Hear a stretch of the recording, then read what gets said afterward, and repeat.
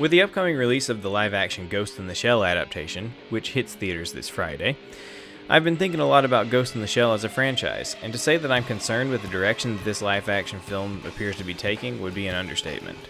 There are a myriad of things in the marketing so far that do not bode well for this film, and I have thoughts on a lot of those things, but I figured that a good way to cut straight to the heart of my concerns with this film would be to do some comparative analysis between it and other entries in the Ghost in the Shell franchise. And lucky for me, the first 5 minutes of the movie was released on YouTube last week, which gives me the perfect opportunity to compare its opening scene with that of the original 1995 film. So let's get this party started by taking a look at the opening scene of the 1995 masterpiece, Ghost in the Shell.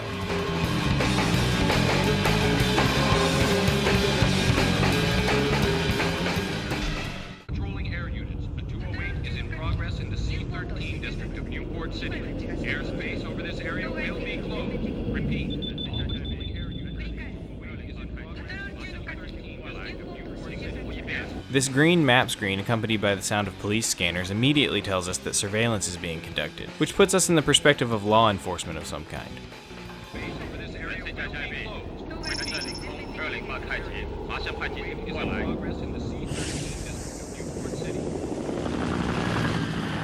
This idea is reinforced by the 2 police helicopters being the first thing that we see as we emerge from this computer-simulated map into the real world. The scanner noise dies down and is overpowered by the helicopters and the ambient noise of the city that we are descending upon.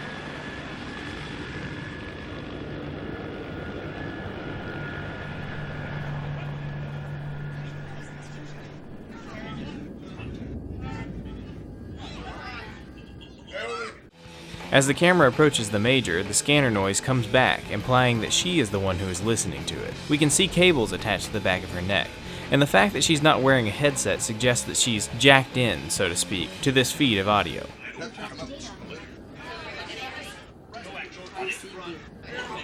There's no need for concern. Our country is quite capable of covering its tracks. She perks up as a particular pair of voices begin to speak. This suggests that she is looking for a specific person. That's why you need me, right? Depends on how you look at it. We cut to a similar green screen, zooming into what looks like a thermal scan of the room containing the men who the voices belong to. This confirms our suspicion that the Major is the one who is doing the surveilling. The conversation here also tells us that this is a politically sensitive meeting that is occurring, which suggests that the Major is into some high-level shit. At any rate, any program has its bugs, and I would think that a man of your capability could cure our problem. You don't understand. We aren't even sure that Project 2501 really is a bug. Originally, the purpose of this project was to... Major Kusanagi. Bato's voice interrupts the surveillance feed, giving us 4 critical pieces of information. Section 6 is in position and ready to move in. 1, that Section 6, whoever they may be, we don't know yet, is moving into position, meaning that Major and Bato are in an organization separate from them. Major, are you there? Yeah, I heard you. 2, that communication through some form of neural link is possible in this world, as evidenced by the Major replying to Bato without actually moving her mouth. I'm surprised you can hear anything. What's with all the noise in your brain today? 3, that the Major is distracted by something, and that this is unusual, suggesting that the Major is exceptionally reliable. Must be a loose wire. And 4, it shows a hint of banter between the 2 of them that gives us a glimpse into their relationship with one another. The Major removing the cables from the back of her neck reveals the ports built into her body, further demonstrating the level of technology we're dealing with in this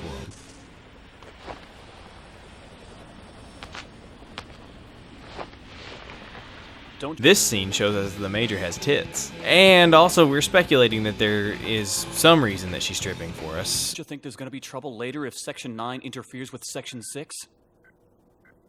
This portion tells us a ton of information and hints at a few things that will be explained later in the film. If Section 6 manages to catch the bastard, then all he can really do about it is deport him. Don't forget, we're Section 9. We'll clean it up. The most obvious bit of information that this shot gives us is that Bato and the Major are part of an organization called Section 9, which we find out not just from Bato's lines, but also because of the fact that they are in a high-tech surveillance van with multiple other colleagues, suggesting that this is an organized group rather than some sort of one-off assassination or terrorist group. We learn from Bato's lines that Section 9 is a related organization to Section 6, and simple math tells us that Section 9 probably has higher authority than Section 6. Also, Togusa questioning whether there will be problems if they interfere with Section 6, and Bato shrugging it off like it's no big deal, reinforces that idea. We're the ones who get our hands dirty. It's time now. Let's move to the rendezvous point. Bato's explanation that where Section 6 can only deport this guy and that Section 9 are the ones who will get their hands dirty suggests that Section 9 operates in a more covert, unofficial capacity compared to the presumably legal fashion that Section 6 operates under. Speaking of Togusa, this shot also gives us a glimpse into his situation. The fact that he is looking at a computer monitor rather than some 3D virtual image suggests that he may not have the kind of augmentations that the Major has. And his question about their interference with Section 6 implies that he must be relatively new there, and also an upstanding guy who isn't used to this kind of legally murky, covert operations.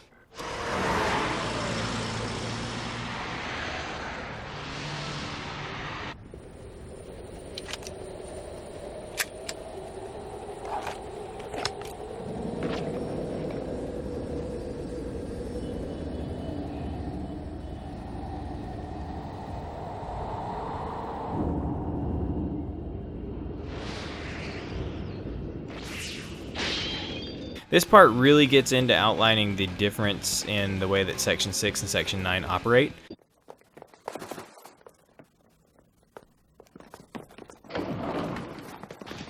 As the two organizations get into position, we see Section 6 flooding hallways, pouring out of elevators, and rushing towards stairwells, telling us that Section 6 is an official police organization. They're a special operations group, as evidenced by their combat gear, and they operate out in the open, demonstrating that they conduct legal police operations and work in large numbers. By contrast, the Major gets into position by jumping off the side of a fucking building with a grappling hook and positions herself outside the window where the target sits, never making her presence known. What? The police here?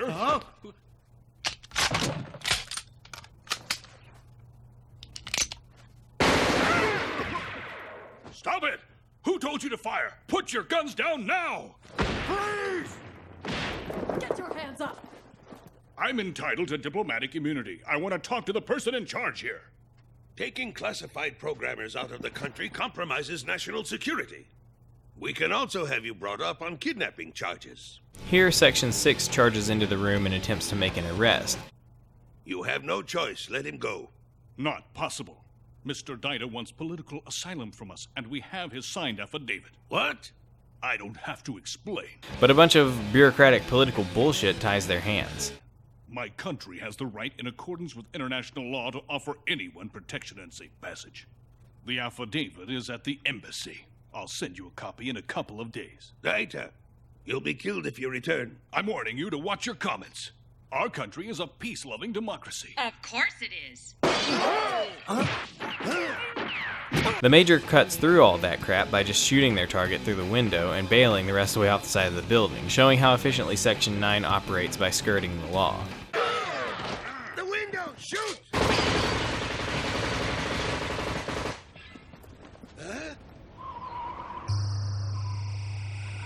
So now we finally get to see that optical camouflage in action, which answers the question of why the Major is naked. I don't believe it. Thermoptic camouflage. And also the head of Section 6's shock at seeing the optical camouflage further drives home how high level Section 9 is in comparison to Section 6.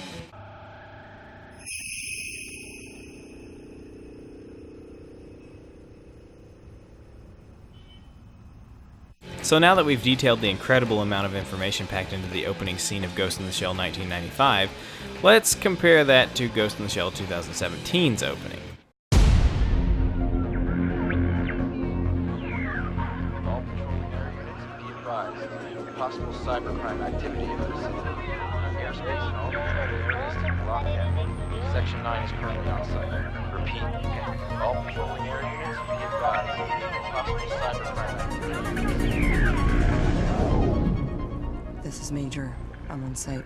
So right off the bat, we can see that we're in a big city with a fancy Blade Runner-esque holograms filling the skyline, suggesting that this is a corporatist, consumerist dystopian setting with likely a high level of class separation between rich and poor. It also has a groovy synth track playing, which I'm not sure what kind of tone they were actually trying to set with this, but it certainly doesn't have the same tension as the 1995 film's purely environmental ambient soundscape. Details that we get from this: Scarlett Johansson is standing on the edge of a building looking down at the ground. Her name is Major. She's on site. This line does suggest that she's a ranking member of some organization and that she's preparing for some sort of operation on the top of this building, but it doesn't give us much more to go on than that. There's some sort of ugly-ass robot geisha, which tells us that they have some janky-looking robot technology at least.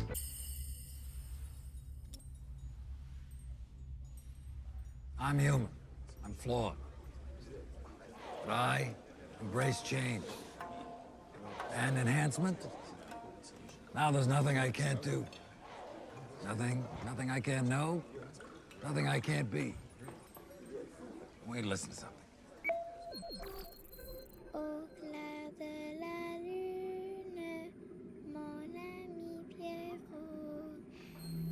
This exposition dump tells us outright that there are some sort of technological enhancements available in this world, and critically shows us that Beats by Dr. Dre will someday be wired directly into our brains. Scary.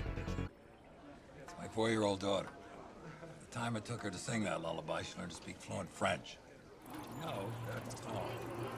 There's an echo box up here. Someone's scanning data traffic.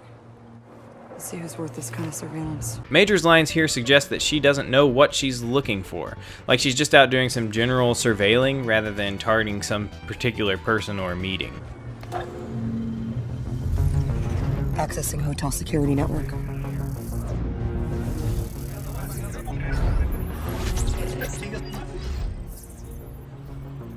Apparently, Major has a VR headset that she can use to navigate this hotel security network using really flashy particle effects and random binary code flying around for some reason. Got it. 43rd floor. Someone contact the president's staff. Someone's watching him. They, whoever they are, we don't know yet, need to contact the president. The president of what, exactly? To tell him that someone, besides them, of course, is watching him. Makes sense, I guess. Dr. Osmond, what is it you want from us? I think it's more about what Hanker Robotics can do for you. 73% of this world is woken up to the age of cyber enhancement. You really want to be left behind. My people embrace cyber enhancement, as do I. There's no one who really understands the risk to individuality, identity, messing with the human soul.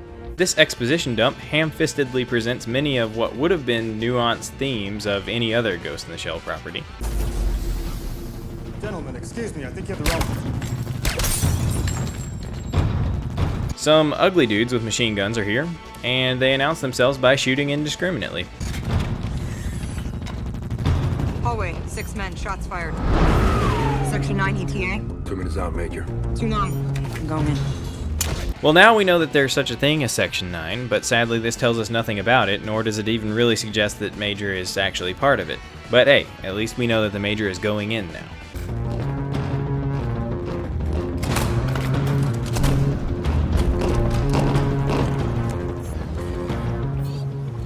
This scene shows us that the Major has a skin-tight bodysuit. I wonder what that's for. I've heard this speech before from your competitors. And now, Hanker Robotics serves it with milky sake. This is what I'm talking about. Ah, yes. More exposition about the pitfalls of technology. Also, apparently these robot geishas are not to be trusted.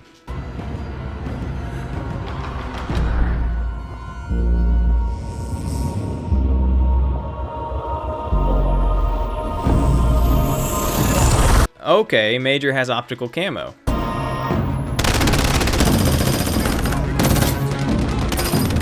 Machine gun guys, shoot some more.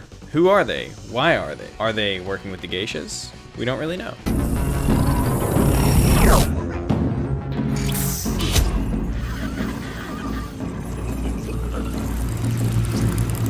Geishas can kill you with their tongues, so watch out for that.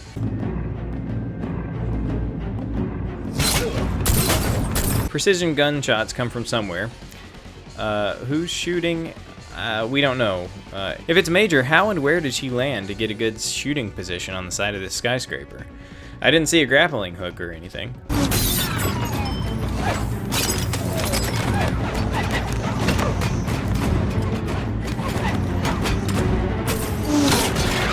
She shoots like all the geishas, but none of the machine gun guys. Why?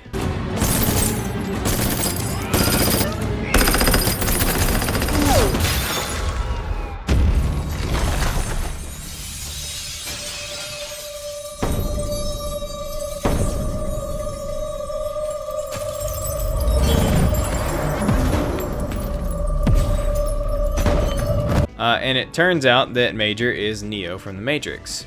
Also, she turns off the optical camo at exactly the time it would have been useful to have it turned on.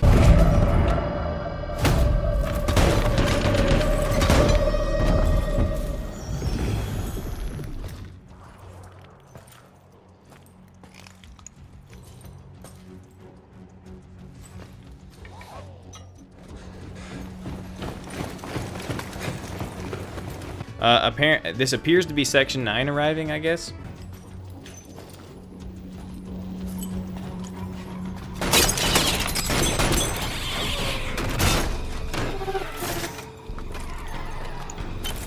Help me.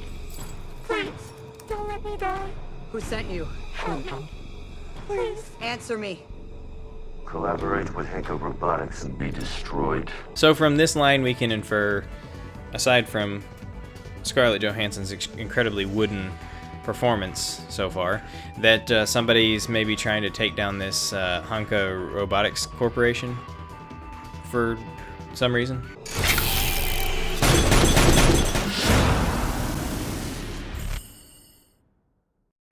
Well, I don't really know that there's much I can say as a conclusion on this. It's pretty self-explanatory. The 1995 film is a masterpiece. It is an incredibly tightly directed film. It does everything that you would hope for the visual medium to do. It utilizes its medium perfectly to cram information into your brain about this world.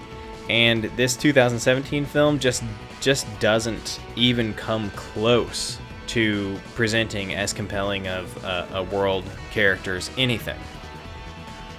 So, I mean, I'm going to reserve my judgment on the film until I see it, which I'm going to try to see it this weekend, and we'll see what happens with that. I'm not hopeful. This just highlights to me how far off the mark this film appears to be. You'll also note that there are obvious parallels with the Ghost in the Shell standalone complex first episode.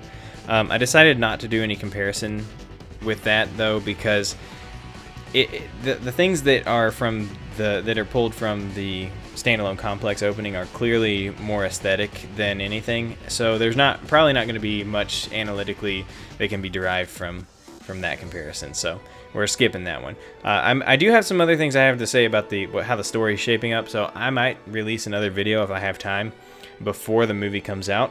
If I don't have time, sorry, this is all you get. But that's all there is to it. I want to say thanks to Digibro, actually. I'm going to link his video down below. He did a video last year whenever the trailer started coming out that kind of broadly went over a lot of these ideas that I detailed in this video. So go check that out if you want to hear more about it. He addresses some of the issues that I have that I'd like to talk about if I don't release another video. So yeah, thanks for watching.